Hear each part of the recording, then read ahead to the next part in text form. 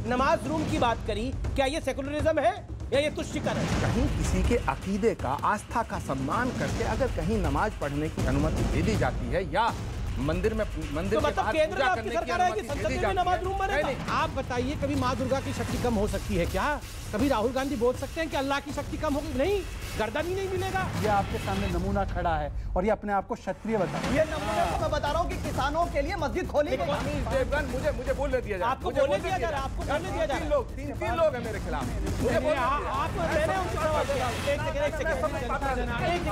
आप माइक लगाइए, आप 10 सेकंड अपनी बात। नहीं, ये क्या तरीका है? आचार्य जी ऐसे, अरे राहुल, ये क्या तरीका है?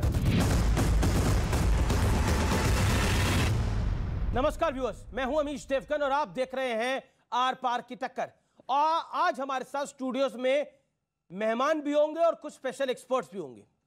राजनीति में धर्मनिरपेक्षता यानी सेकुलरिज्म एक अबूझ पहेली है, जो थ्योरी में कुछ और है और प्रैक्टिकल में कुछ और। धर्मनिरपेक्षता का जो मतलब पढ़ाया जाता है उसके मुताबिक हिंदुस्तान में सभी मजहबों को बराबरी का स्थान और सम्मान हासिल है, लेकिन ग्राउंड जीरो पर जाकर अगर पड़ताल करें, इन्वेस्टिगेशन करें तो असलियत कुछ और ही दिखाई देती है। असाउद्दीन ओवैसी ने उत्तर प्रदेश में दो टूक कहा कि योगी आदित्यनाथ की सरकार यानी भारतीय जनता पार्टी की सरकार अपराधियों के नाम पर मुस्लिमों का एनकाउंटर कर रही है। तो कांग्रेस नेता दिग्विजय सिंह बहुत आगे निकल गए। उन्होंने कहा, तालिबान और आरएसएस की तुलना उन्होंने एक सांस पे कर डाली। उन्होंने कहा कि जैसे तालिबान महिलाओं के अधिकार कुचलता है, वैसे ही सोच आरएसएस की है जिस विचारधारा की सरकार इस देश में चल रही है। इससे पहले समाजवादी पार्टी के सांसद हो शफीकुर रहमान बर्क, मुस्लिम पर्सनल लॉ बोर्ड के सदस्य सज्जाद नमवानी साहब हो, जमाते उलेमा हिंद के अध्यक्ष अरशद मदनी हो, तालिबान की शान में कसीदे पढ़ चुके हैं। इसके अलावा कुछ दिन पहले मायावती की रैली में वो नारे भी देश ने सुने जिसमें ब्राह्मणों को रिझाने की भरपूर कोशिश की गई। समाजवादी पार्टी के विधायक इरफान सोलंकी तो झारखंड की हिसाब से उत्तर प्रदेश विधानसभा में भी नमाज रूम यानी एक नमाज के लिए कमरा बनाना चाहते हैं और उसकी मांग कर रहे हैं। यानी चुनाव आते ही तुष्टीकरण के सुरमा सुपर एक्टिव हो जाते हैं। और आज आर पार की टक्कर में हम इसकी बात करेंगे। दूसरी तरफ राहुल गांधी जो माता वैष्णो देवी के दरबार में थे, उन्होंने मां को लेकर कुछ ऐसी बातें कही हैं जिस पर भारतीय जनता पार्टी ने एक प्रेस कॉन्फ्रेंस कर डाली और इस पर घोर आपत्ति जताई। आज इस पर भी बात होगी आर पार की टक्कर में। जो अपने आप को हिंदू कहते हैं, जो वैष्णो देवी में जाके मत्था टेकते हैं, वो उन्हीं शक्तियों का अपमान करते हैं। क्या इस प्रकार से कोई जम्मू कश्मीर का निवासी, कोई भी, क्या मां वैष्णव देवी के संवेदनाओं के साथ खिलवाड़ कर सकता है? कदाचित नहीं। राहुल गांधी आजकल जम्मू के दौरे पर है। गुरुवार को उन्होंने पैदल चलकर मां वैष्णो देवी के दर्शन किए, लेकिन आज उनके बयानों पर सियासी बवाल खड़ा हो गया है। नोटबंदी से हिंदुस्तान में मां लक्ष्मी की शक्ति बढ़ी या घटी? जो किसानों के नए कानून आ रहे हैं, उन कानूनों से दुर्गा माता की शक्ति बढ़ी या घटी? हिंदुस्तान के हर इंस्टीट्यूशन में, हर कॉलेज में, हर स्कूल में आरएसएस का व्यक्ति बैठाया जाता है, तो सरस्वती माता की शक्ति बढ़ती है या घटती है? कि आज मोदी जी की नीतियों के कारण मां दुर्गा, मां सरस्वती और मां लक्ष्मी की जो शक्तियां हैं वो क्षीण हो गई हैं, वो कम हो गई है। मुझे आश्चर्य होता है कि राहुल जी, आपने अपने छोटे राजनीति के कारण, अपने पेटी पॉलिटिक्स जिसको अंग्रेजी में कहते हैं, पेटी पॉलिटिक्स के कारण आपने भगवती मां को भी नहीं बख्शा।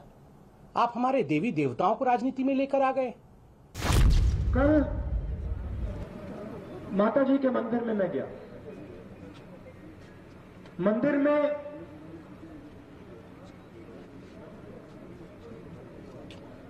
तीन सिंबल्स थे। आप गए हो ना? आपने देखा है? अंदर जाकर आपने देखा, वहां पे तीन सिंबल्स थे। आप कहते हैं ये जो सिंबल्स हैं वो हमारी मां की पिंडियां हैं, सदियों से सर्वदा वो हमारा मार्गदर्शन करते हैं। उनके लिए इस प्रकार के शब्दों का प्रयोग करना, ये कहीं ना कहीं भावनाओं को ठेस पहुंचाना है। उधर राहुल गांधी के करीबी और कांग्रेस के वरिष्ठ नेता दिग्विजय सिंह ने तालिबान की आरएसएस से तुलना कर दी। दिग्विजय सिंह के इस बयान पर बीजेपी आग बबूला हो गई। ये तो बेवकूफ है क्या? आप जो है वो आरएसएस जैसे राष्ट्रवादी संगठन को आप जो है वो किसके साथ मिला रहे हैं? इसको तो कांग्रेस को जवाब देना चाहिए कि कांग्रेस जो है वो इस बात से सहमत है और इस कांग्रेस का ये विचार है क्या? उनके दिमाग में तालिबान घुसा हुआ है, कूड़ा घुसा हुआ है, मानसिक रूप से विक्षिप्त है। सवाल ये है कि चुनाव आते ही जाति और धर्म की बात बढ़ चढ़कर क्यों होने लगती है? क्या तुष्टीकरण के बिना हिंदुस्तान में कोई चुनाव संभव नहीं? आज इसी मुद्दे पर होगी देश की सबसे बड़ी बहस, आर पार धर्म निरपेक्षता के नाम पर।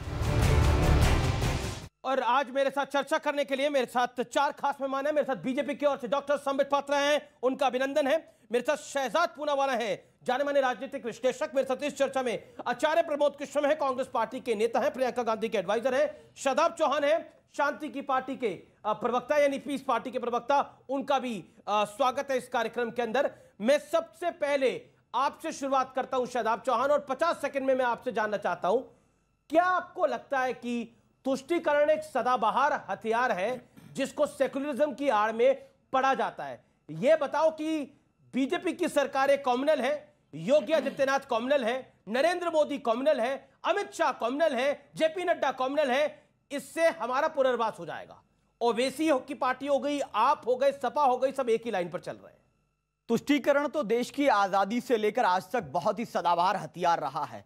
यही तुष्टीकरण था जिसने मुसलमानों और ईसाइयों को आर्टिकल 341 जैसा कलंक संविधान में दिया, जो आर्टिकल 14 का वायलेशन करता है। यही सदाबहार हथियार है जो आतंकवाद के आरोपियों को टिकट दिलाता है। यही सदाबहार हथियार है जहां गुजरात के दंगे के आरोपी बहुत बड़ी चीजें पा जाते हैं, जो लोग तड़ी पार होते हैं वो कहीं और पहुंच जाते हैं। यही सदाबहार हथियार है, मॉब लिंचिंग करने वाले लोगों को महिमा मंडन किया जाता है। यही सदाबहार हथियार है कि जब रेप पीड़िता उसके खिलाफ रैली निकाली जाती है कश्मीर में, और यही सदाबहार हथियार है कि तालिबान जैसे क्रूर शासन को भी आप स्वागत योग्य मानते हैं। संबित पात्रा का मैं रुख करता हूं। संबित पात्रा, दिग्विजय सिंह ने बहुत कुछ बोला।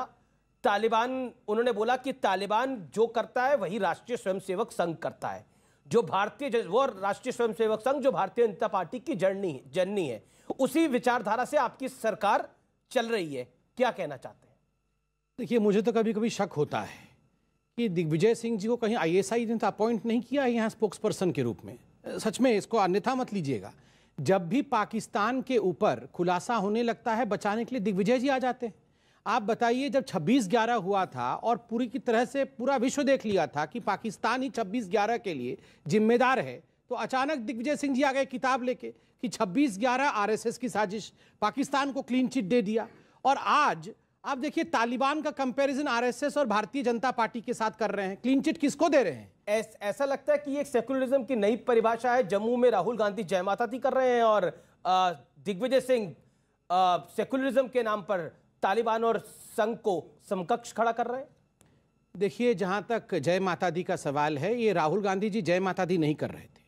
आप पूरा वीडियो निकालिए, जहां भी राहुल गांधी चल रहे थे कांग्रेस के फ्लैग के साथ चल रहे थे, और वहां पर राहुल गांधी जिंदाबाद, कांग्रेस जिंदाबाद, ये 13 किलोमीटर तक चल रहा था जब वो मां के दर्शन करने जा रहे थे। दूसरी बात, आज आपने सुना है राहुल गांधी जी ने किस प्रकार का बयान दिया है? राहुल गांधी जी ने कहा, हम तो पिंडियां कहते हैं, मां की पिंडियां, मां हमारी मार्गदर्शक है। और राहुल गांधी जी कहते हैं जो सिंबल हैं, ठीक है वो इटली में ज्यादा समझते होंगे, मगर पिंडियां नहीं बोल सकते हैं वो कि ये मां की पिंडियां हैं। वो कहती है जो सिंबल है, दुर्गा की शक्ति कम हो गई मोदी जी के आने के बाद, मां सरस्वती की शक्ति कम हो गई, लक्ष्मी जी की शक्ति कम हो गई। आप बताइए, कभी मां दुर्गा की शक्ति कम हो सकती है क्या? कभी राहुल गांधी बोल सकते हैं कि अल्लाह की शक्ति कम हो गई? नहीं, गर्दन ही नहीं मिलेगा। ऐसे बोल के दिखाओ जरा, दुर्गा की शक्ति कम हो गई। और बोलते हैं ये जो हाथ है ये वाहिगुरु जी का हाथ है, ये शिव जी का हाथ है। कमाल की बात है, सिख संप्रदाय के साथ, हिंदू भावनाओं के साथ इस प्रकार का खिलवाड़। यहां आचार्य जी खड़े हैं, आप पूछिए, आचार्य जी तो बहुत ज्ञानी और विद्वान पुरुष है। क्या ये जो हाथ है कांग्रेस का, ये वाहिगुरु जी का हाथ है? आचार्य जी, ये किसका हाथ है? आचार्य जी का जब टर्न आएगा आचार्य जी जवाब देंगे। आचार्य प्रमोद, ये तो बोल रहे हैं मन ही मन में कि टर्न ना आए मेरा, भगवान करे टर्न ही ना आए। ऐसा नहीं है, आचार्य जी भी बोलना चाहते हैं, इसमें कोई दोहराई नहीं है। और मेरे साथ यहाँ पर कई एक्सपर्ट्स भी बैठे हैं, वो भी बोलना चाहते हैं, अपनी अपनी बात को रखना चाहते हैं। लेकिन आचार्य जी, तालिबान के फेर में दिग्विजय सिंह क्यों फंस जाते हैं? सेकुलरिज्म, अगर मैं सेकुलरिज्म का इतिहास को देखूं तो 1986 से शुरू करता हूं, जब शाहबानों पर सुप्रीम कोर्ट का फैसला स्वर्गीय राजीव गांधी जी ने पलट दिया था। 2006 में डॉक्टर मनमोहन सिंह ने कहा था कि मुसलमानों का पहला हक है किसी भी संस्थान पर। उसके बाद अगर हम आए तो अब ये दिग्विजय सिंह इस तरह का बयान करें, तालिबान क्या आरएसएस तालिबान के समकक्ष है? बताइए आप मुझे। किस सरसंघचालक को आपने देखा रॉकेट लॉन्चर लेते हुए, चलाते हुए? अमीश देवगन जी, पहली बात तो ये है कि ये जो आप सेकुलरिज्म की बात कर रहे हैं, तो सेकुलर शब्द से अगर भाजपा को इतनी नफरत है तो संविधान से सेकुलर शब्द हटा दे, क्योंकि इन्होंने बहुत से कानून हटाए हैं, उस शब्द को हटा दे। दूसरी बात, जहाँ तक सवाल है तालिबान का और दिग्विजय सिंह जी के बयान का, तो मैं एक बात आपसे कहना चाहता हूँ कि तालिबान पर जो रुख भारत सरकार ने अभी तक रखा है, मुझे तो पता नहीं क्या रखा है, आपको पता होगा, लेकिन अगर तालिबान एक आतंकवादी संगठन है तो संबित पात्रा जी जिम्मेदार प्रवक्ता हैं, राष्ट्रीय पार्टी के प्रवक्ता हैं, सत्ताधारी पार्टी के प्रवक्ता हैं। लेकिन मैं इनसे पूछना चाहता हूं कि भारत सरकार अभी तक ये स्पष्ट क्यों नहीं कर रही है कि वो तालिबान के साथ है या नहीं है? जहां तक सवाल है दिग्विजय सिंह जी के बयान का, तो मैं तालिबान और आरएसएस की तुलना नहीं करना चाहता। पक्का उन्होंने क्यों? तो यही करी। मैं नहीं करना चाहता। क्यों? तो उन्होंने गलत कहा? क्यों? नहीं, ये दिग्विजय सिंह जी बताएंगे, लेकिन मैं इसलिए नहीं करना चाहता क्योंकि आरएसएस हमारे देश का संगठन है। मैं हिंदुस्तान के किसी भी ऑर्गेनाइजेशन को विदेश के किसी भी ऑर्गेनाइजेशन से तुलना उसकी नहीं करना। आचार्य जी, दिल की गहराइयों से मेरा एक आपसे सवाल है, ये आप लोगों की प्लानिंग है कि दिग्विजय सिंह आरएसएस और तालिबान को एक साथ दिखाएंगे, राहुल गांधी वहां पर जय माता दी करेंगे और बोलेंगे माता की शक्तियां कम हो रही हैं? मतलब ये क्या, ये स्ट्रैटेजी है या ये गलती से हो जाता है ये सब कुछ? देखिए अमीश देवगन जी, जो भक्ति है ये भाव का विषय है। जी बिल्कुल। श्रद्धा का विषय है, आस्था का विषय है, समर्पण का विषय बिल्कुल, और सेवा का विषय है। राहुल गांधी का दिल साफ है और हमारे यहाँ तुलसीकृत रामायण में लिखा है, रामचरितमानस में लिखा है, तुलसीदास जी ने लिखा है कि निर्मल मन जन सो मोहि पावा, मोहि कपट छल छिद्र न भावा। जिसका हृदय निर्मल होता है उसकी भक्ति को मैं स्वीकार करता हूं। भारतीय जनता पार्टी और राहुल गांधी जी में अंतर क्या है? जब राहुल गांधी जी माता वैष्णो देवी के यहाँ जाते हैं तो जय माता दी नारा लगता चला जाता है, जय जयकार होती है, उस पर ये कुछ नहीं बोलते। लेकिन राहुल गांधी अगर ये कह रहे हैं कि माता की शक्ति कम हो गई है तो वो शब्दों पे मत जाइए, उनके भाव पर जाइए। ये उनके शब्दों पे उनको पकड़ना चाहते हैं, जबकि सच बात यह है राहुल गांधी एक ऐसे महापुरुष हैं जिनका हृदय निर्मल है और भारतीय जनता पार्टी के तमाम नेताओं का हृदय कपट से भरा हुआ। ठीक है, ठीक है, मैं संबित आपको मौका दूंगा। पहले शहजाद पहले बोल रहे। राहुल गांधी पुरुष नहीं महापुरुष है, आप तो बोलना पड़ेगा ना। ठीक है, आप 40 सेकंड बोल लीजिए, फिर शहजाद जी। ये तो हमारी गलती थी, अभी तक हम राहुल गांधी को पुरुष सोच रहे थे, आज मालूम पड़ा वो पुरुष ही नहीं महापुरुष हैं। बताइए, निर्मल हृदय, कोमल हृदय, भक्ति से ओतप्रोत, श्रद्धा भाव, सेवा भाव। आज से तो उनको आप ऐसे मत बुलाइए राहुल गांधी, बाबा राहुल गांधी बुलाइए। बाबा, ऐसे ही हम उनको बाबा बुलाते भी थे, बाबा हैं वो। आज मालूम पड़ा ये हम उनके शब्दों पे ना जाएं, उनके भाव पे जाए। मतलब हम यहाँ पर बैठ के सुबह से शाम तक राहुल गांधी पर रिसर्च करते रहे कि उनके हृदय में कितनी भक्ति है, कितनी संपूर्णता है, कितनी सेवा है, वो थर्मोमीटर रख डाल के देखे। फिर हम बोले नहीं, आप बताइए, अगर ये कह देते, इन्होंने कहा कि दुर्गा जी की शक्तियाँ कम हो गई, अगर ये कह देते अल्लाह की और जीसस की शक्तियाँ कम हो गई होती तो अभी थर्मोमीटर डाल के देखते दूसरे लोग। कोई थर्मोमीटर डाल के देखता नहीं, ये कम हो जाता थोड़ा सा। तो आप बताइए, ये स्थिति या ये सारा खिलवाड़ हिंदुओं के भावनाओं के साथ क्यों होता है? आचार्य जी बहुत तकलीफ में उत्तर दे रहे हैं, क्योंकि ये भले इंसान है, ये भक्ति भाव में लीन है, और ये अभी गणपति बप्पा जी से मांग के आए हैं, भगवान मुझे बख्श दो, डिबेट में तो जा रहा हूं, तुम्हें मैं बचा नहीं पाऊंगा। राहुल गांधी 100 टन का पत्थर रख के आचार्य जी इसे बोल रहे हैं कि निर्मल हृदय हैं, ये पुरुष नहीं महापुरुष है। ये जानते नहीं है राहुल गांधी क्या है? इन्हीं की आंखों के सामने डूबेगी। अरे तो छोड़िए, हम लोग क्या बोल रहे हैं, शरद पवार जी ने बोली क्या बोला है आज कि ये वो पुराने जमींदार की तरफ है, सब कुछ खत्म हो गया है, खाली बड़ी बड़ी खोखली हवेलियां रह गई है, खंडर। खंडहर रह गया है। अरे जमींदार तो छोड़िए, जमींदार, मैं तो बोलता हूं जमीन नहीं रही है, खाली दरी रह गई है। मैं कांग्रेस की दरी रह गई है खाली। जी जी, शहजाद पूनावाला, मैं आचार्य जी आपको बताऊंगा, शहजाद पूनावाला बोल लें। शहजाद जी, सेकुलरिज्म को लेकर भारत के अंदर बहुत कुछ होता है। सेकुलरिज्म के नाम पर इस देश में सरकारें बनी है, इस देश में सरकारें बिगड़ी हैं। मुझे अभी भी ध्यान में आता है अटल बिहारी वाजपेयी का वो भाषण जिसमें बोला कि सेकुलरिज्म के नाम पर मेरी सरकार को गिरा दिया गया। वो उत्तर प्रदेश के किसी स्थान पे भाषण दे रहे थे, मुझे भली भांति याद है। उन्होंने बोला सेकुलरिज्म के नाम पर हमारी सरकार को गिरा दिया गया कि हम कॉम्युनल हैं।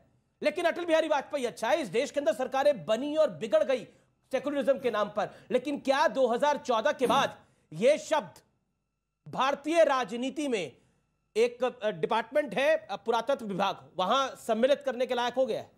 देखिए, सेकुलरिज्म की परिभाषा क्या बन चुकी है वोट बैंक के चक्कर में। करेंगे तालिबान का गुणगान, हिंदुओं को देंगे गाली, करेंगे उनका अपमान, जाएंगे भड़काऊ भाईजान यूपी के लिए करेंगे कारस्तान, और फिर हिंदू मुसलमान करके वहां पर वोट बैंक की दुकान ये चलाएंगे। तो ये सेकुलरिज्म की परिभाषा बन चुकी है। अब मैं पूछना चाहता हूं, आरएसएस की तुलना, एक तालिबान जो बच्चियों का बलात्कार करता है, बच्चियों को स्कूल नहीं जाने देता, और दूसरा आरएसएस जहां पर 12,000 स्कूल उन्होंने खोले हैं जिसमें 32 लाख हिंदू मुसलमान बच्चे पढ़ते हैं और टॉप करते हैं। तो दोनों की तुलना की जा सकती है। मैं पूरा जवाब देने दीजिए आचार्य जी। दूसरी बात, आरएसएस की तुलना इन्होंने कहा कि देखिए मैं किसी भी संगठन के साथ, भारत की संगठन के साथ नहीं करना चाहता, पर राहुल गांधी ने आरएसएस की तुलना मुस्लिम ब्रदरहुड के साथ भी की। सवाल ये भी पूछा जाना चाहिए अमीश जी कि मुझे एक बात बताइए कि सेकुलरिज्म की परिभाषा क्या है? क्या आपको लगता है सेकुलरिज्म नहीं होना चाहिए देश के अंदर? विकृत सेकुलरिज्म क्या है वो समझिए। विकृत सेकुलरिज्म, याकूब हालात का मारा, अफजल हम शर्मिंदा है। सही सेकुलरिज्म ये होता अगर ओवैसी और ये कंपनी जाते वीर अब्दुल हामिद के घर, जाते उस्ताद बस्मला खान के घर, जाते लेफ्टिनेंट जनरल उस्मान के घर, पर उनके लिए वो मुसलमान आइकॉन नहीं है। उनके लिए आइकॉन कौन है? याकूब मेमन, अफजल गुरु। और ये विकृत सेकुलरिज्म जो है, इसी ने देश का बेड़ा गर्क किया है। और इसीलिए शांतिदूत पार्टी भी तालिबान को सलाम करती है। कभी वीर अब्दुल हामिद के घर गए होंगे तो उनको पूछेगा, इनकी पार्टी नहीं गई। ऐसा क्यों होता है कि अपराधियों में भी मुसलमान ढूंढे जा रहे हैं? कि देखिए 37% मुसलमान, इसमें मुसलमान लड़के थे, क्या बाकी जो 37% के अलावा थे उनका कोई धर्म नहीं था? क्या अपराध का धर्म होना चाहिए? अपराध का धर्म नहीं होना चाहिए, लेकिन जब अपराधियों को भी आप धर्म के नाम पर चुनेंगे। सीए प्रोटेस्टर्स 22 लोगों को गोली मारी गई थी और किसी को भी गोली सीने के नीचे नहीं लगी थी, सबको हेड इंजरी थी। मतलब मारने के मकसद से, मुसलमानों को मारने के मकसद से, डराने के मकसद से सीए प्रोटेस्ट में गोली चलाई गई। और इसीलिए हमने कहा था कि हम उनको शहीद संविधान सेनानी मानते हैं। वो संवैधानिक संघर्ष कर रहे थे। लेकिन सवाल ये पैदा होता है कि सेकुलरिज्म ये हो गया है, अगर सेकुलरिज्म का अगर हमें सर्टिफिकेट चाहिए तो कांग्रेस के पास जाना पड़ेगा, नेशनलिज्म का चाहिए तो समृद्धि के बारे में आपकी क्या राय है? लेकिन हम दोनों के सर्टिफिकेट को रिजेक्ट करते हैं। नहीं, तालिबान को तो सर्टिफिकेट दे दिया आपने में जिन्ना की आइडियोलॉजी को तालिबान को तो दे दिया आपने। मुझे एक बात बताइए, पीएफआई को आप आतंकी मानते हैं नहीं मानते हैं? तालिबान का तो वैसे इस्तकबाल कर दिया। मुझे तो शक हो रहा है कि आज आप यहाँ पे कैसे आ गए, काबुल जाते हैं। भारत सरकार आतंकवादी मानती है। आप मुझे बताइए, तालिबान को छोड़िए, सरकार आतंकवादी मानती है, बताइए। पीएफआई को बिल्कुल मानती है, पीएफआई बिल्कुल मानती है, पीएफआई बिल्कुल, पीएफआई आपके हिसाब से नहीं लिस्ट में है, वो इंडिया की ऐसी नहीं करता, नहीं है लिस्ट में है। बिल्कुल है, कहां है? बिल्कुल उनके ऊपर पाबंदी लगाई है। सैयद साहब हैं और हमारे एक्सपर्ट, वो कुछ कह रहे थे। पीएफआई के मेंबर आज भी घूम रहे हैं। जी जी, खामोश करवाइए। देखिए, सेकुलरिज्म की जिम्मेदारी जो लोग डाल रहे हैं, खास तौर से सेकुलरिज्म की जिम्मेदारी सिर्फ क्या मुसलमानों की है? हमेशा मुसलमानों ने तो अपना लीडर, हिंदुस्तान के पहले पंडित जवाहरलाल नेहरू को अपना लीडर माना, उसके बाद लाल बहादुर शास्त्री। पर अब ओवैसी तो कह रहे हैं कि अब मुसलमानों को अपना हक चाहिए, सीएम और पीएम चाहिए, डिप्टी सीएम चाहिए। तो इसमें गलत क्या क्या नहीं होना चाहिए? क्या नहीं होना चाहिए? यही मैं सवाल कर रहा हूं। क्या धर्म के नाम पर सीएम और पीएम होने चाहिए? क्या आपको लगता है ऐसा?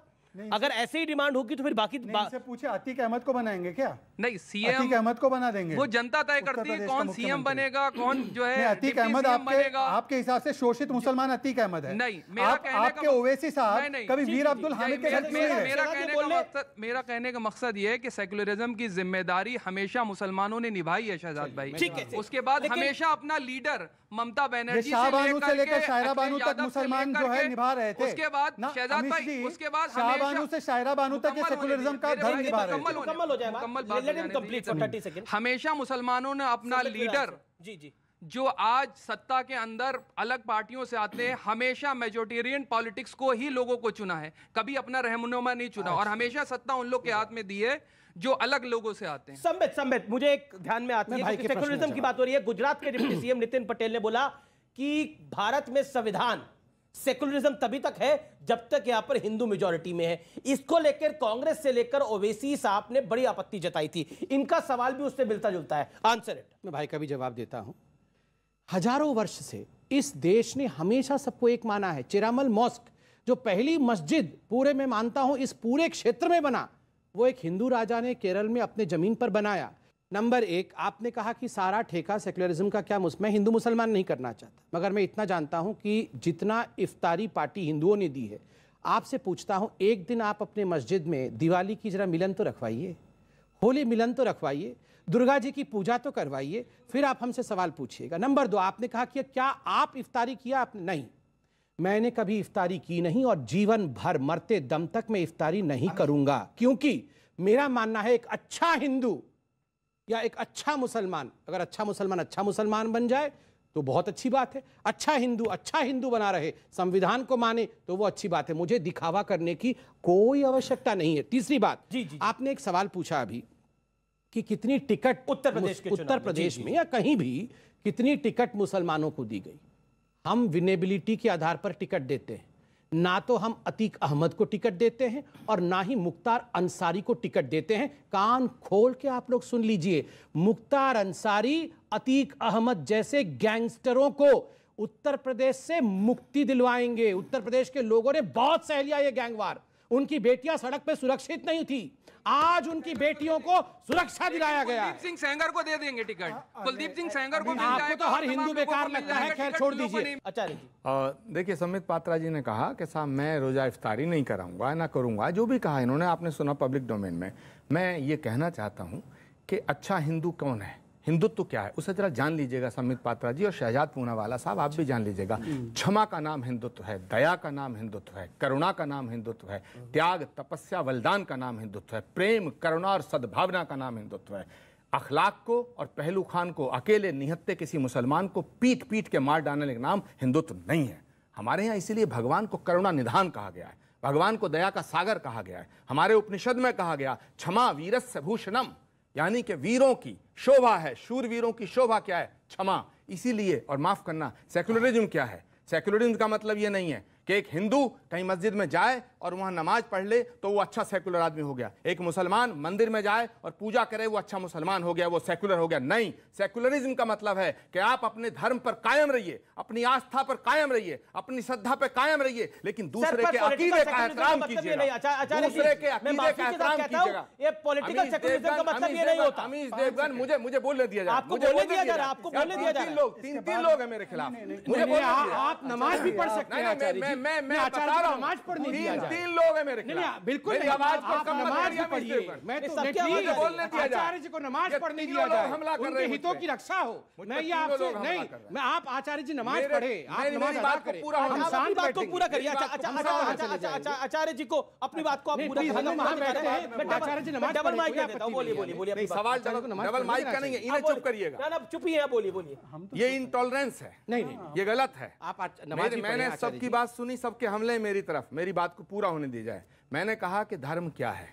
हमारा धर्म उद्घोष करता है वसुधैव कुटुंबकम, हमारा धर्म उद्घोष करता है विश्व बंधुत्व। हमारा धर्म इतना छोटा हो सकता है? वासुदेव कुटुंबकम ने बाहर थे जिसमें वो हमारा आरएसएस को कंपेयर कर रहे हैं, बताइए ना। अमीश देवगन सनातन धर्म, हिंदू तालिबान शशि थरूर कह रहे थे, ये कौन सा वासुदेव अमीश देवगन सनातन धर्म विराटता का नाम है, विशालता का नाम है। सनातन धर्म की खूबी यह है कि वो फेनेटिज्म नहीं सिखाता है, और सनातन धर्म सिखाता है कि दूसरे के अकीदे का, आस्था का सम्मान करो, एहतराम करो। ये सेक्युलरिज्म है, ये धर्मनिरपेक्षता है, ये धर्मनिरपेक्षता नहीं है और ये हिंदुत्व नहीं है। माफ करना, जहां तक एक सवाल 10 सेकंड और दीजिएगा, जहां तक बात है, इन्होंने अभी कहा कि हमारी तो मिट्टी में सेक्युलरिज्म है। आप कंट्राडिक्टरी स्टेटमेंट दे रहे हैं संबित पात्रा। एक तरफ आप हिंदुस्तान के मुसलमानों को तालिबान से जोड़ रहे हैं, मोहन भागवत जी कहते हैं हमारा डीएनए एक है, मोहन भागवत जी कहते हैं हमारा डीएनए एक है। अगर हमारा डीएनए एक है, फिर हम एक परिवार के हिस्सा हैं। अगर एक परिवार के हिस्सा हैं, तो तुम हिंदुस्तान के मुसलमानों को तालिबान से जोड़ने की हिमाकत कैसे कर रहे हो? ठीक है, सब जवाब। किसी ने हिंदुस्तान के मुसलमानों को तालिबान से नहीं जोड़ा है, या आप ही के नेताओं ने इस प्रकार का अनर्गल बयान दिया है। दूसरी बात है, आपने कहा हिंदुइज्म मतलब क्षमा, हिंदुइज्म मतलब मार खा जाना, हिंदुइज्म मतलब मैंने नहीं कहा मार खा जाना, तो वही सब कह रहे थे, बड़े बड़े भाषा में कह रहे थे। करुणा, दया, त्याग, तपस्या, बलिदान, प्रेम, सद्भावना। आचार्य जी प्लीज, ये सब कुछ हिंदुइज्म है, तो ये हमारे भगवान राम, भगवान कृष्ण एक हाथ में शस्त्र एक हाथ में शास्त्र क्यों धारण किए हुए थे? सबको तो क्षमा ही कर देते, जाओ जाओ तुम भी ठीक। ये तो भगवती देवी जो है वो तो महिषासुर का मारती ही नहीं, बोलती जाओ रे महिषासुर जाओ, तुम एंजॉय करो, मैं तुम्हें कुछ नहीं करूंगी, तुम्हें क्षमा कर दूंगी। ये रावण को तो राम जी वध ही नहीं करते, बोलते रावण तुमने जो बदमाशी की छोड़ दो। ये तो कंस मामा की का वध ही नहीं करते कृष्ण जी, और जिस प्रकार से महाभारत का युद्ध हुआ वो होता ही नहीं। देखिए, अपने हितों की रक्षा करनी आनी चाहिए, मैं बिल्कुल चिल्ला के नहीं बोलूंगा। हिंदुइज्म का अर्थ है सबको लेकर चलना, वसुधैव कुटुंबकम, किंतु मानवता के हितों की रक्षा करना। कसाब को फांसी पे लटकाना, याकूब मेमन को फांसी पे लटकाना, अफजल गुरु को फांसी पे लटकाना, ये तो वो लोग हैं। ये तो मुझे 10 सेकंड दीजिएगा। मैंने अफजल गुरु का नाम कहा, ये सब इतने परेशान क्यों हो गए? मैंने याकूब मेमन का नाम कहा, ये सब इतने परेशान क्यों? परेशान आप समझ गए ना? याकूब मेमन, अफजल गुरु, कसाब, इनका अपना इतना अपना है कि मैंने 3 आतंकवाद नहीं हुआ है। अभी तो पूरा एक्सपोज करेंगे, पूरा एक्सपोज करेंगे। सुनने की जवाब भी सुनना। मैं तो अब ठीक है आचार्य जी, मैं तो आज आपसे निवेदन करता हूं, मंच पे आज आप नमाज भी पढ़िए, नमाज भी पढ़िए और पूरा सफल हो जाइए। अमीश देवगन, मैं आ रहा हूं आपके पास भी। अमीश देवगन बिल्कुल दे रहा हूं, 20 सेकंड फिर आपकी बातों का जवाब। डॉक्टर संबित पात्रा ने बहुत तीखे हमले किए, कोई हमला नहीं किया। 10 सेकंड सुन लें। आपने कहा कि एक हाथ में शस्त्र क्यों है, सुदर्शन चक्र क्यों है, खड़ग क्यों है? बिल्कुल ठीक है, ये राक्षसों के लिए है। भारत में आप राक्षस मानते किसे, पहले इसका जवाब दीजिएगा। दूसरी बात, मैंने 3 नाम भी लिया। दूसरी बात मैं बता रहा हूं, याकूब मेमन, अब बीच में बोले राक्षस नहीं, मैं बीच में नहीं बोल रहा हूं, मैं बोलता हूं, ये बीच में बोलते हैं। जब ये बोलते हैं मैं बीच में नहीं बोलता। दया, क्षमा, आप दया दिखाइए, डॉक्टर हैं, आप संयम रखिए। इंजेक्शन नहीं दे रहा, आप सुनिए, मुझे उम्मीद है सुनिए। जहां तक इन्होंने कहा याकूब मेनन, अफजल गुरु, इन्हें फांसी पर लटकाया किसने? कांग्रेस की हुकूमत में। दूसरी बात मैं डॉक्टर संबित पात्रा से ये आग्रह करना चाहता हूं, पूछना चाहता हूं, आप तालिबान को मानते क्या हैं? क्या आतंकवादी संगठन मानते हैं या नहीं मानते? और अगर आप तालिबान को आतंकवादी संगठन नहीं मानते तो देश के सामने स्पष्ट करिए, और अगर मानते तो देश के सामने स्पष्ट करिए। लगातार इनकी बात सुनी, मैंने एक भी बार नहीं रोका, तो सवाल इनसे था। ठीक है आचार्य जी, हम भी डिबेट में अपना समय निकाल कर आए, केवल आप नहीं आए ना। अब मेरी बात बीच में ना काटे। इन्होंने हिंदुत्व की बहुत सुंदर, मैं तो काटता ही नहीं, आप ही तीनों मुझ पे पिल पड़े थे। देखिए, ये विक्टिमहुड, हमारे पास पैन कार्ड, आधार कार्ड, इनके पास विक्टिम कार्ड है। नहीं, मैं विक्टिम नहीं हूं। देखिए, लेकिन हमला तीनों कर रहे थे। अब कर लो, नमाज कर लो, सब चीज कर लो, फिर उसके बाद अब ये भी मुझ पे हमला कर रहे थे। कांग्रेस का सर्टिफिकेट नहीं चाहिए। अमीश जी, ये जो सिद्धांत वो चाहते थे पात्रा जी अपनाए, वो खुद नहीं अपनाना चाहते हैं। देखिए, तो मैं आपसे सिर्फ इतना कहना चाहता हूं, इन्होंने हिंदुत्व की बहुत सुंदर व्याख्या की, पर राहुल गांधी कहते हैं, उनका बयान मैं आपको दिखाना चाह रहा था, वो तो हिंदुत्व में विश्वास ही नहीं रखते। तो पहले ये व्याख्या उनको समझाए। दूसरी बात, हिंदुत्व क्या है? कलाम बनकर आओगे तो बुद्ध, और कसाब बनकर आओगे तो युद्ध। ये है हिंदुत्व। और हिंदुत्व की परिभाषा में एक और चीज बोलना चाहता हूं। मुझे गर्व है संबित पात्रा इफ्तार नहीं करता। मुसलमान होने के नाते मुझे गर्व है, क्योंकि जो रोजा नहीं रखता उसको इफ्तार नहीं करना चाहिए। जो ढोंगी तरीके से इफ्तार करता है, चाहे वो मुसलमान हो या हिंदू हो, वो मेरे लिए अच्छा मुसलमान या अच्छा मुसलमानों का हितैषी नहीं हो सकता। संबित पात्रा इफ्तार के पैसे बचाकर मुस्लिम लड़कियों को शिक्षा दे, ये संबित पात्रा की जिम्मेदारी है। टोपी पहनकर टोपी पिनाने की जिम्मेदारी संबित पात्रा की नहीं। 10वीं डिबेट में सादाब भाई, आपने कहा है कि मेरे पूर्वज जो थे वो हिंदू थे, भगवान राम को मानने वाले। गर्व है मुझे, गर्व है ना उस बात, बिल्कुल अच्छी बात है, ये सच्चाई। और श्री राम के पूर्वज आदम अलैहिस्सलाम है। एक सुन तो लीजिए मेरी बात, आप घबराइए मत। आपने कहा कि आपके पूर्वज हिंदू थे, बहुत अच्छे से पूजा पद्धति करते थे, भगवान राम की भी वो पूजा मान करते थे, मगर कुछ तो कारण रहा होगा जो आपने हिंदू पद्धति को माफीनामा देकर कन्वर्ट कर लिया अपने आप को। कुछ तो कारण रहा होगा, थोड़े से कारण के लिए आपने कन्वर्ट कर लिया। आप सोचिए, इतने बड़े कारणों के कारण होते हुए भी इतनी मार खा 10 साल। ये क्षत्रिय का अपमान है संबित जी। नहीं, क्षत्रिय का अपमान। आप क्षत्रिय हैं, मतलब आप ये कहना चाह रहे हैं क्षत्रिय हैं राजनाथ जी? ये पहले पता लगाओ, ये राजनाथ जी डर के पाकिस्तान चले जाएंगे। ये क्षत्रिय है, ये राजनाथ जी पे सवाल है। ये राजनाथ जी डर करके।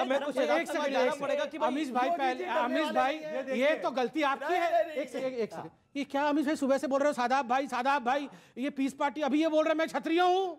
ये है तो शराब कहानी भाई, और ये गर्व भी है इनको। राजनाथ जी पे सवाल कर रहे हैं। ये राजनाथ जी राजनाथ सिंह का क्या बोल रहे हैं कि राजनाथ जी के वंशज हैं? ये क्या हो रहा है? ये क्या हो रहा है?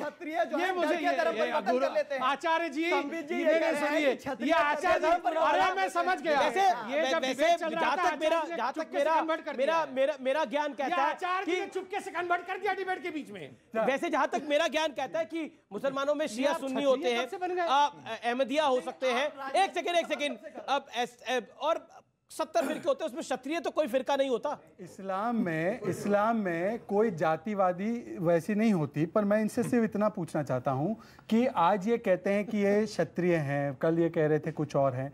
मैं इनसे पूछता हूं, ये गर्व से कह रहे क्षत्रिय है। एक बार मस्जिद में, ये सेकुलरिज्म की जो ट्रैफिक है वन वे नहीं होनी चाहिए। मंदिरों में कई बार इफ्तार देखा है हमने। इनको बोलो एक बार मस्जिद में हनुमान चालीसा पढ़वा दे।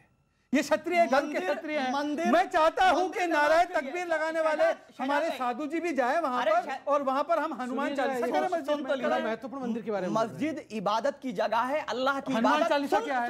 अरे गर्व महसूस करने वाले क्षत्रिय बताओ। वैसे तो मैं भी लोहाना से हूं, पर बताइए, मंदिर में मैं भी लोहाना जात से ही हूं, मैं भी मस्जिद में नमाज हो, मंदिर में पूजा हो, यही हिंदुस्तान है। हनुमान चालीसा मस्जिद में होगी क्या? करना चाहते कर तो लिया ना कब्जा।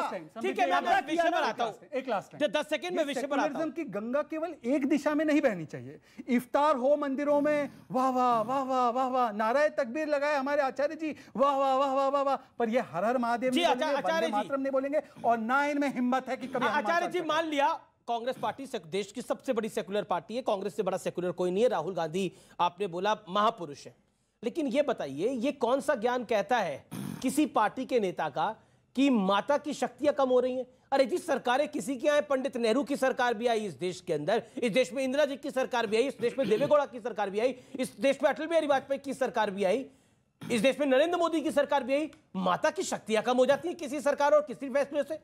क्या आपको लगता नहीं है कि ये कहना अपने आप में गलत है? देखिए अमीश देवगन, मैं ना तो ये क्या कह रहे हैं, ये क्या कह रहे हैं, मैं तो राहुल गांधी की बात कर रहा हूं, इसीलिए मैं न शहजाद की बात कर रहा हूं, न संबित की बात कर रहा हूं, न शादाब भाई की बात कर रहा हूं। मैं तो आचार्य जी महापुरुष जी जो आपने बोला राहुल जी, राहुल गांधी जी की बात कर रहा हूं। मैं जवाब दे रहा हूं। मैं शुरू करता हूं, उस पर बीच में आप बोल पड़ते हैं, इसलिए ये व्यवधान उत्पन्न हो जाता है। मेरी बात को पूरा होने दीजिएगा। छाती पर पत्थर रखा है, छाती पर। मैं इनसे, मेरी संवेदनाएं हैं, मैं इनकी स्थिति जानता हूँ। आप छाती से पत्थर उठा दीजिए ना। आचार्य जी ये भी आपके लिए है। राहुल गांधी को डिफेंड करना आसान नहीं है। महापुरुषों को वैसे भी डिफेंड करना आसान बात नहीं। अच्छे आदमी है। बोलिए आचार्य जी। माफी। सवाल करिए दोबारा जरा। आचार्य जी मैं दोबारा सवाल कर लेता हूँ। मेरा सवाल बड़ा सरल है कि ये माता की शक्तियां कैसे कम हो जाती है ये किसी की सरकार बनने से? देखिए, जब माँ से बेटा बात करता है तो बड़े अधिकार से करता है और वात्सल्य में आके करता है। माँ से शिकायतें भी करता है, माँ के सामने रोता भी है, माँ के सामने लड़ाई भी करता है। तो राहुल जी जो हैं एक सच्चे हृदय के, एक सच्चे भक्त हैं, और वो उनकी भावना पर, उनकी श्रद्धा पर सवालिया निशान उठाना ये ठीक नहीं है। अगर कभी राहुल गांधी आपसे मिलें या आपको मिलें तो उनसे जरूर पूछिएगा, हो सकता है वो अच्छी तरह जवाब दे दें। मैं आपसे जान रहा हूं, आप इतने बड़े आध्यात्मिक गुरु हैं, मैं आपसे जान रहा हूं क्या किसी की सरकार बने से, कल को हो सकता है कि ये नरेंद्र मोदी की सरकार चली जाए, उसके बाद आपकी सरकार आ जाएगी तो माता की शक्तियां बढ़ जाएंगी? भाई मैं आपको जो मैंने आपसे क्या कहा, राहुल गांधी जी जब आपको मिलें तो उनसे जरूर पूछिएगा। मैं जहां तक समझता हूं वो एक निर्मल हृदय व्यक्ति हैं, मैंने पहले भी कहा। ये कह रहे थे कि राहुल जी जाके माता से बात कर रहे थे, सोनिया जी से बात कर नहीं पा रहे हैं, जाके माता जी से बात, मतलब बताइए वहां दुर्गा जी से बात कर रहे हैं। दूसरी बात है, देखिए दुर्गा जी की शक्ति कभी क्षीण हो नहीं सकती, वो जगदम्बे है। किसी की अगर किसी माता की शक्ति कम हुई है इस काल में तो वो केवल सोनिया जी है। सोनिया जी के रहते हुए जिस प्रकार से राहुल जी और प्रियंका जी ने कांग्रेस को मिट्टी में मिलाया है, सोनिया जी की पावर और शक्तियां क्षीण हो गई हैं, समाप्त हो गई है, इसमें कोई दो मत नहीं है। इसको आप कंफ्यूज मत करिए, ये तो खुद आचार्य जी मानेंगे। और देखिए मैं हाथ जोड़ के, इसमें कोई राजनीति नहीं करना चाहता, कृपया करके हिंदू देवी देवताओं को, अल्लाह को भी, जीसस को भी, वाहेगुरु को भी आप राजनीति से बाहर रखिए। ये इस प्रकार से ये वाहेगुरु जी का हाथ है, ये कांग्रेस का हाथ, कांग्रेस का हाथ वाहेगुरु जी का हाथ है।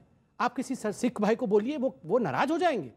ये खिलवाड़ है किसी के धर्म के साथ। ऐसा नहीं बोलना चाहिए। बिल्कुल आपकी बात सही है कि किसी भी धर्म 84 के दंगों में 5000 सिखों का कत्लेआम करके वाहिगुरु जी का हाथ कांग्रेस का, किसी भी धर्म के बारे में ऐसा नहीं बोला। ठीक है आचार्य जी, मैं आपको मौका दूंगा, लेकिन मैडम आप कुछ पूछना चाहती थी या कुछ कहना चाहती हैं? मेरा कहने का मतलब मैं ये कहना चाह रही हूँ कि जो धर्म है उस पे जो लड़ाई ये करवाते हैं, ध्रुवीकरण की जो राजनीति करते हैं, ये कौन करवाते हैं? कांग्रेस से शुरू हुई थी। देखिए कांग्रेस शुरू हुई, भारतीय जनता पार्टी ने तो आके ये बताया है, या आप ये समझिए हिंदुज़म में तो ये बताया गया कि हम सब एक हैं। ये तुष्टीकरण की जो राजनीति है ये कांग्रेस सरकार से, आज 70 साल हो गए हमारे देश को आज़ाद हुए, ये कुछ नहीं कर पाए क्या? आज अगर आपको लगता है 70 साल में कांग्रेस ने कुछ नहीं किया? बिल्कुल कुछ नहीं किया। क्या किया मुझे बताइए? आज राहुल जी बात करते हैं गरीबी पे, क्यों गरीबी 70 साल में क्या थी? आज किसी बात पे बात करते हैं सड़कों पे, क्यों 70 साल में इन्होंने क्या किया? सिर्फ इन्होंने पैसा खाया। जी आप कुछ कहना चाह रहे थे? मैं ये पूछना चाह रहा था संदीप पात्रा जी, जो संबित पात्रा जी। आचार्य जी कुछ नहीं पूछना चाहते आप? सत्ता में वो हैं, आचार्य जी से पूछूंगा और सबसे ये पूछ रहा हूँ, क्या मुसलमान भारत अम्मी की जय बोल सकता है भारत माता की जगह, हाँ या ना? आप इस नारे क्या बोलते हैं? भारत अम्मी की जय बोल सकता है?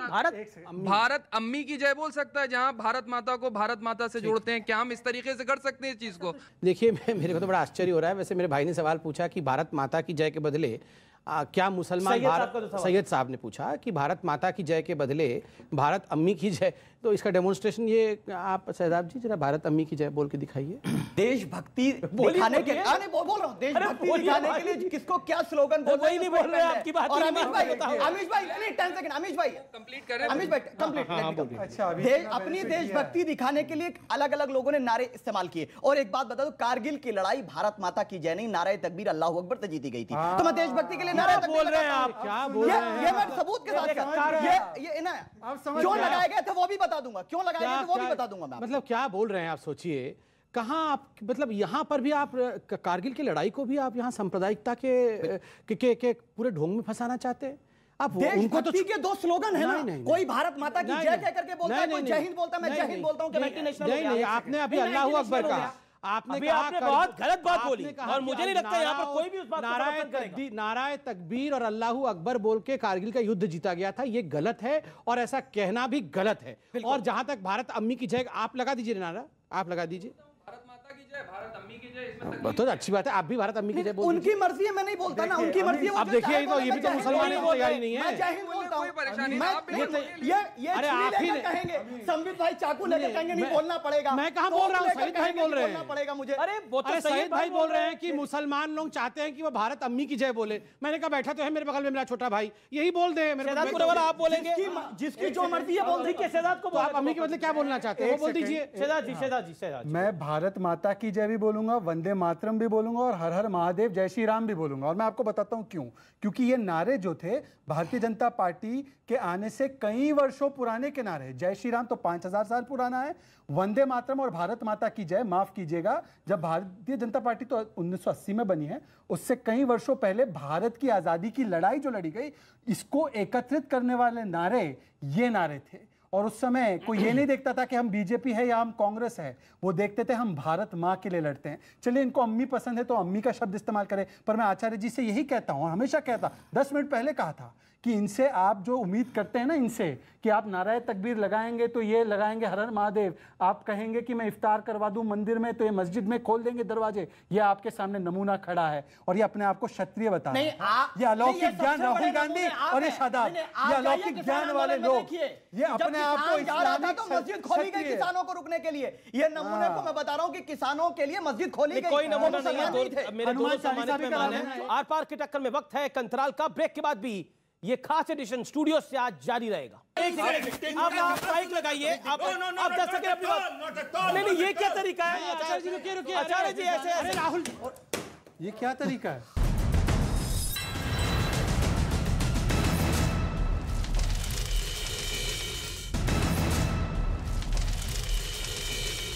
वेलकम बैक, आप देख रहे हैं आर पार की टक्कर न्यूज 18 इंडिया पर। आचार्य जी, क्या कांग्रेस को एक तरह से भारतीय जनता पार्टी ने, जो कांग्रेस का आरोप है और आप कई बार आरोप लगाते हैं कि बीजेपी कांग्रेस पार्टी को एंटी हिंदू, एंटी इंडिया साबित करना चाहती है, लेकिन तालिबान के साथ आरएसएस का कंपैरिजन किसने करा? दिग्विजय सिंह साहब ने, मुस्लिम ब्रदरहुड के साथ भी। देखिए, अभी विषय उठा तुष्टीकरण का।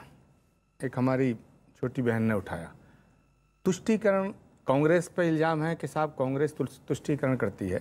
मैं एक बात संबित पात्रा जी से पूछना चाहता हूं जिम्मेदारी से कि कांग्रेस के शासनकाल में ऐसी कोई स्कीम, ऐसी कोई योजनाएं जो मुसलमानों का तुष्टीकरण कर रही थीं और इन्होंने उनको हटाया हो, एक गिना दें। नंबर एक, मेरे बाद में जब मैं बोल के निबट जाऊं, ठीक है, पहली बात ये जिम्मेदारी से बोल जो निपटो मत। दूसरी बात, उसके बाद में निपटना तो पड़ेगा ही, आपसे कुश्ती तो होनी है, ठीक है। दूसरी बात, अमीश देवगन, तुष्टीकरण क्या होता है? बीजेपी का इल्जाम है कांग्रेस ने हिंदुस्तान के मुसलमान का तुष्टीकरण किया। मैं तो कह रहा हूं बीजेपी ने तो पाकिस्तान का तुष्टीकरण किया। तुष्टीकरण कब हुआ? जब प्रधानमंत्री मोदी जी शपथ में पाकिस्तान के प्रधानमंत्री नवाज शरीफ को बुलाते हैं। तुष्टीकरण कब हुआ? जब वो बिना बुलाए नवाज शरीफ के घर जाते हैं। तुष्टीकरण कब हुआ? जब जनरल मुशर्रफ, जिसने कारगिल कराया, उसको रेड कारपेट वेलकम करके आगरा में बुलाते हैं। तुष्टीकरण कब हुआ? जिस वक्त हमारे पठानकोट और उरी हुआ और उनकी जांच के लिए पाकिस्तान की एजेंसी को बुलाया गया। नंबर, ये चारों पॉइंट का जवाब दे दें जिम्मेदारी से। जहां तक बात आई धर्म की, मैं ऐसा मानता हूं अमीश देवगन, शहजाद पूनावाला के बड़ा हमला था मुझ पे, संबित पात्रा ने बड़ा हमला किया। मैं ऐसा मानता हूं कि जो भी ईश्वर है वो एक है, एको ब्रह्म द्वितीय नास्ति। बिल्कुल, आप ये सब बात मानते हैं, लेकिन झारखंड में आपकी सरकार, झारखंड में कांग्रेस और जेएमएम की सरकार नमाज रूम की बात कर रही है। 5 सेकंड, मुझे वो तुष्टीकरण है या वो सेक्युलरिज्म है? बताइए ना। 5 सेकंड, नहीं ना, मैं आपको 15 सेकंड दे रहा हूं सह लो यार। आप मुझे बताइए, आप मेरे भाई, अच्छा 5 सेकंड सह लो। बोलिए 5 सेकंड। मुझे अमीश देवगन में भी भगवान नजर आता है, शहजाद में भी, और इन्हें इसमें सादाब में नमूना नजर आता है, मुझे नमूनों में भी भगवान नजर आता है। बात खत्म। अब संबित पात्रा जवाब दें। जेएमएम और आपकी कांग्रेस की सरकार ने नमाज रूम की बात करी, क्या ये सेक्युलरिज्म है या ये तुष्टीकरण है? एक बात बताओ। हाँ बताइए। कहीं किसी के अकीदे का, आस्था का सम्मान करके अगर कहीं नमाज पढ़ने की अनुमति दे दी जाती है या मंदिर में, मंदिर के बाहर पूजा करने की अनुमति दे दी जाती है। नहीं, भारत इतना छोटा देश है, हमारा धर्म इतना छोटा देश है, कहीं नमाज पढ़ने से ये खंडित हो जाएगा। एक सेकंड शहजाद पहले बोले, भैया बातें हैं, अगर ये मस्जिद में नमाज पढ़ते पढ़े, लेकिन अगर ये हमसे कहें ये हमारे भाई हैं, आचार्य जी जवाब ये हमारे भाई, केंद्र में आपकी सरकार आएगी, आचार्य जी तो केंद्र में आपका शासन आएगा, भारत के सदन में नमाज रूम बनाएंगे क्या? अमरनाथ यात्रा में सारे मुसलमान सेवा करते हैं, तो क्या उनका धर्म खंडित हो जाता है? क्या उनका धर्म खंडित हो जाता है?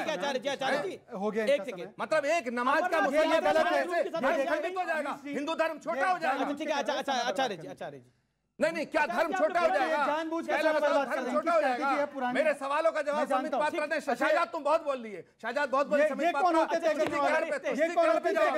शहजाद क्या बहुत बोल लिए तुम? वो कुछ बोल ले, वो आप जवाब दे ले। अरे भाई मुझे पता, वो करेंगे संबित पात्रा को जो मैंने सवाल किया उसे उन्हें जवाब बिल्कुल वो मौका उनको मिलेगा जवाब देने के लिए। ये मॉडरेटर और एंकर आप बोलिए। नहीं, मॉडरेटर आप भी नहीं है शहजाद, आप मॉडरेटर नहीं, आप बहुत ज्यादा बोल रहे हैं, आप भी अपनी सीमाओं को पार कर रहे हैं। मेरा सवाल संबित पात्रा से, भाजपा के प्रवक्ता ये हैं शहजाद पूनावाला, ठीक है, पहले बताइए ना, वो अपनी बात को रखना चाहते हैं।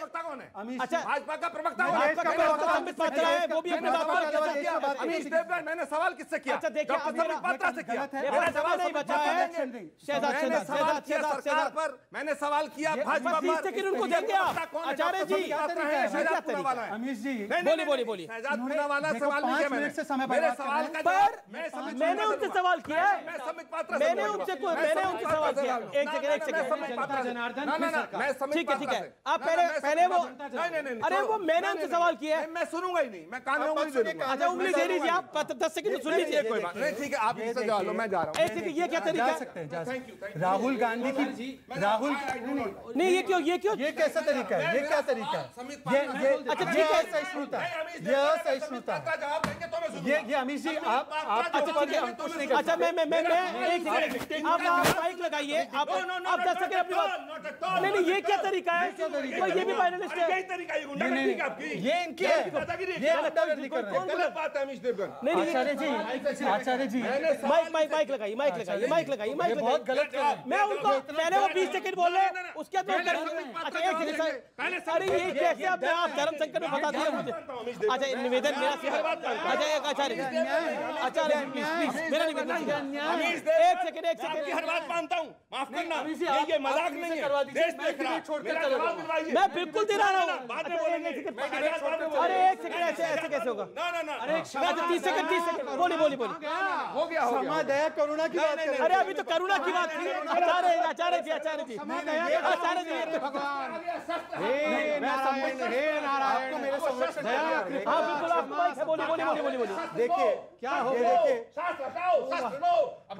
देखिए ये असली चेहरा, ये असली चेहरा है इनका, ये असली चेहरा। एक सेकंड, आपका माइक छोड़ो ना, माइक के भाड़ में जवाब दो। अरे ये क्या ऐसे कैसे? हमारे लिए तो ये क्या तरीका है? अच्छा ठीक है, एक सेकंड। अरे बिल्कुल कोई पार्शियलिटी नहीं हो रही। एक सेकंड बात जाना। देखिए आप पहले वो 30 सेकंड बोल रहे, फिर मैं उनके पास जा रहा हूँ। मेरा निवेदन मानिए, मेरा ही निवेदन मानिए। बोलिए, आप बोलिए। अच्छा आचार्य जी रुकिए। आचार्य जी ऐसे राहुल, ये क्या तरीका है? ये असहिष्णुता देखिए इनकी। अरे आचार्य जी, ये माइक तोड़कर चले जाएंगे, ये असहिष्णुता है इनकी। अरे आचार्य जी आ जाइए, ये लाइव जाएगा। नहीं, ये असली चेहरा है कांग्रेस का, और ये असली चेहरा है कांग्रेस की सहिष्णुता का। एक मुसलमान जो उनके आधार पर नहीं बोलता, वो उसको बोलने नहीं देना चाहते। आपने देखा करुणा, हिंदुत्व करुणा है, हिंदुत्व शांति है, हिंदुत्व क्षमा है, और ये असली चेहरा आज आ गया, माइक फेंका है इन्होंने। मैं सवाल पूछना चाहता हूं, एक सवाल सिर्फ इतना करना चाहता हूं, तुष्टिकरण की कौन सी एक प्रमाण है? तो ये नमाज रूम वाला जो अमीश जी आपने उठाया, मैं पूछना चाहता हूं, अगर यही चीज भारतीय जनता पार्टी की सरकार मंदिर बनवा देती, या कुंभ मेला आयोजन के ऊपर ये सवाल उठाते हैं, या प्रधानमंत्री भूमि पूजन पर जाते हैं, तो वो कॉम्युनल और नमाज रूम सेकुलर। मैं जवाब दे दूं, नहीं तो फिर ऑन रिकॉर्ड जवाब जाना चाहिए। बहुत शांतिप्रिय तरीके से नंबर 1 उन्होंने सवाल पूछा कि कांग्रेस के समय ऐसी कोई एक नीति या घटना बताइए जिसमें तुष्टिकरण की पराकाष्ठा दिखती हो। शाहबानों से शायरा बानों तक का सफर इस हिंदुस्तान ने देखा है। एक अधेड़ उम्र की महिला को 75 रुपए प्रति माह देने के लिए जिस प्रकार से राजीव गांधी की सरकार ने सुप्रीम कोर्ट के जजमेंट को उल्टा दिया था, उससे बड़ा तुष्टिकरण पूरे विश्व में कहीं नहीं रहा। और नरेंद्र मोदी जी ने शायरा बानू को ट्रिपल तलाक हटा करके जिस प्रकार का न्याय दिया, वो जस्टिस फॉर ऑल है। दूसरी बात, इन्होंने कहा पाकिस्तान का तुष्टिकरण, खत्म ही कर रहा हूं समय, कांग्रेस भी खत्म हो गई है, वैसे मैं समय खत्म कर रहा हूं। पाकिस्तान में जाकर इनके सबसे बड़े नेता मणिशंकर अय्यर कहते हैं मोदी की सरकार को हटाना होगा, इससे बड़ा तुष्टिकरण। अरे दूसरे कंट्री में जाके गिड़गिड़ा रहे हो कि हमारे को मोदी की सरकार हटाने में मदद करो, और ये नमाज कक्ष खोलना चाहते हैं और यहाँ माइक मार के चले गए हैं। कमाल की बात है। ये इतनी क्षमा दया करुणा महापुरुष, क्या हुआ?